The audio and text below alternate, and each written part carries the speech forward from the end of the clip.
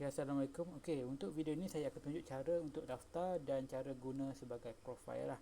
Okay, so mula-mula perlu pergi dekat kita punya platform Jobkutu. Okay, dia akan keluar macam ni lah. Okay, dan dekat sini adalah kumpulan kutu lah semua akan join. Okay, so terusnya pergi dekat bahagian daftar dulu. Okay, tekan daftar.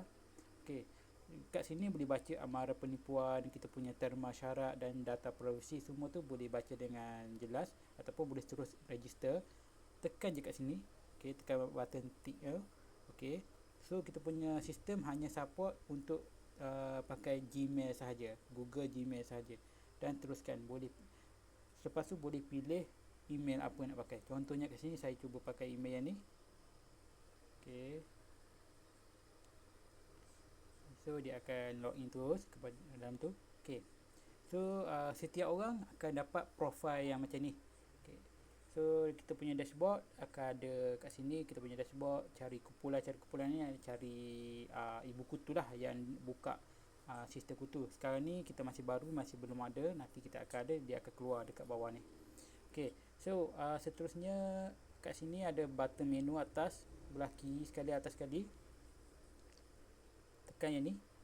Okay, kita ada beberapa fungsi, di mana dashboard, marketplace, ibu kutu, notifikasi dan panduan selamatan lah. Okay, so kita pergi dekat marketplace dan dia akan kembali kat sini, dia akan keluar sini. Lepas tu kita boleh pergi dekat ibu kutu. Kalau ibu kutu pun sama juga. Okay, lepas tu kita boleh pergi dekat notifikasi tak ada apa. Okay, terus pergi pada panduan pun boleh baca. Dan seterusnya kita boleh pergi dekat tutorial lah. Tutorial ni video, saya akan update apa-apa tutorial sini. Lepas tu kita akan pergi boleh profile. Bahagian profile ni kena isi tau.